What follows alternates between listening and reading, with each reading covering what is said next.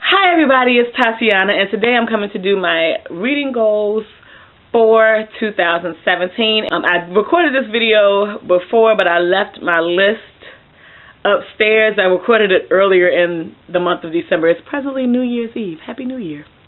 And I left my list upstairs, so it was super duper rambly.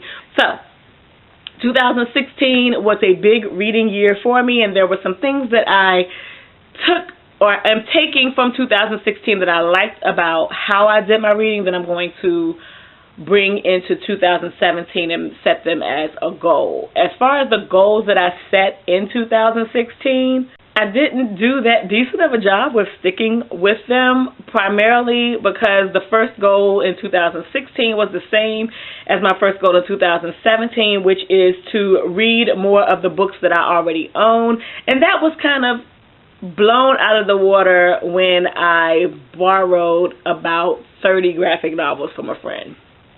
So, yeah, that didn't happen.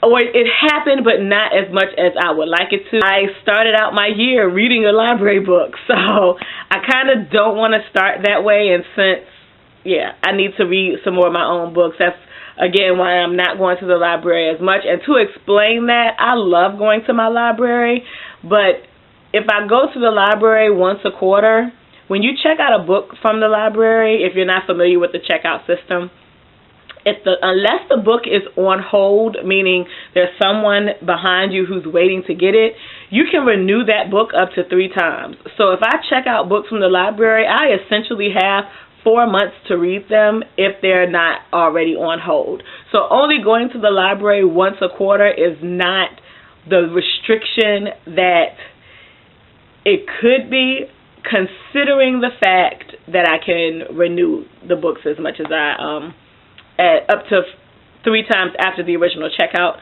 time frame. And I'm still going to use Overdrive, but I'm going to use Overdrive primarily for audiobooks. The second goal is in conjunction with or along the lines of my restriction of going to the library, and that's to make no more than 6 visits to the library this year. I don't want to purchase any more classics or any classics without first reading them. And so that includes like public domain books. So say for right now, and I'm going to be taking this into 2017 because there's so much left to this story.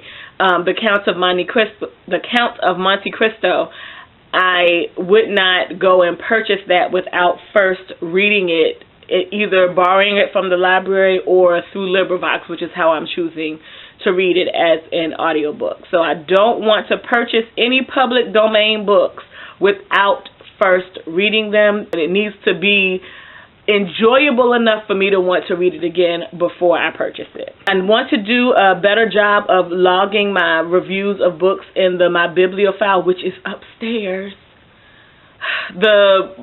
It's called My Bibliophile. Hold on, let me pull it up on Amazon. This is what My Bibliophile book looks like, and a lot of you may already know what it looks like, but I got this in 2015, and I just have not done a good job of logging my reviews in that book, and I purposely did that because I wanted to get more in the habit of writing down my thoughts on books, not necessarily to form a blog or anything, but because there are plenty of people who do that, who already know how to do that. But I want to be able to express myself when it comes to books easily in writing, as easily in writing as I can when I speak about them, which may not make any sense considering how well I just fucked up that sentence.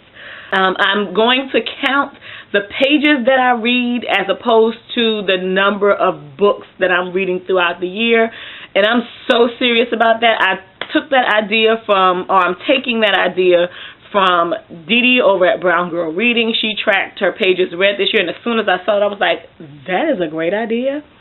And I started doing that as well. And in 2016, I read over 24,000 pages. And so I want to do a page count tally for 2017 as well. And I am going to set my reading goal for Goodreads at 5 books.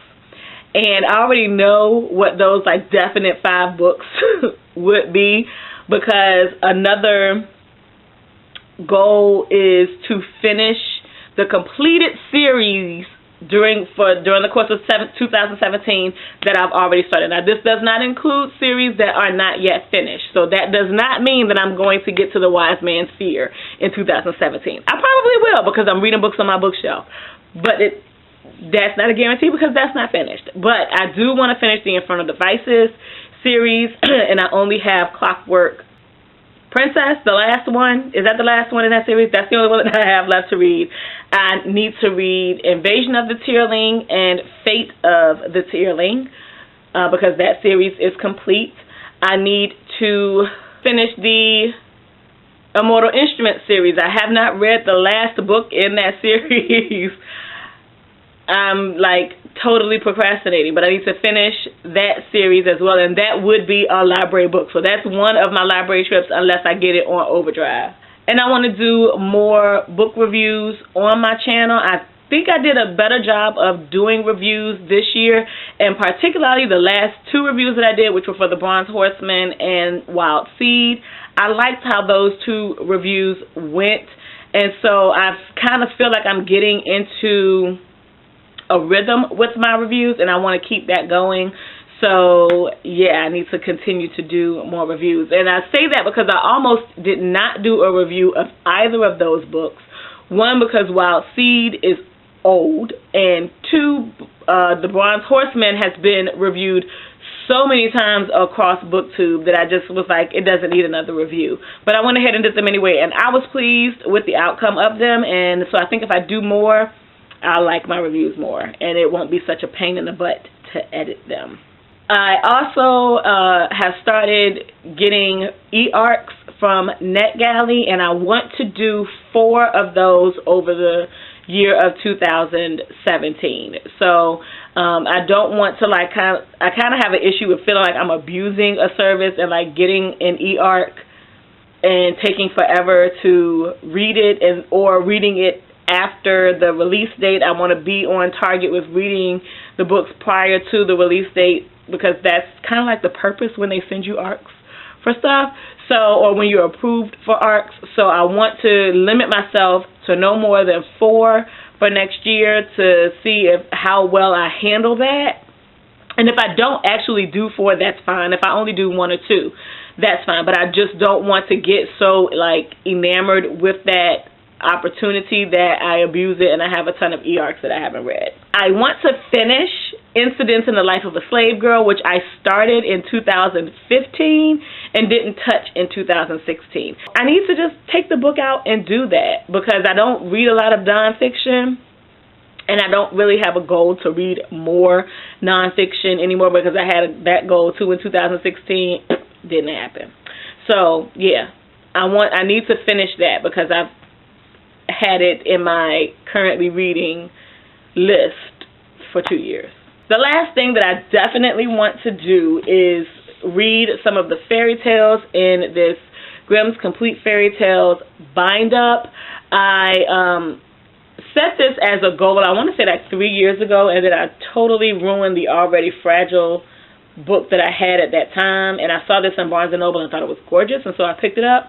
And what I'm going to do, I'm not going to like read it straight through, because that's just unrealistic considering it's a buttload of fairy tales. But what I'm going to do is read one at a time, and maybe 1 a month. That may be where I start.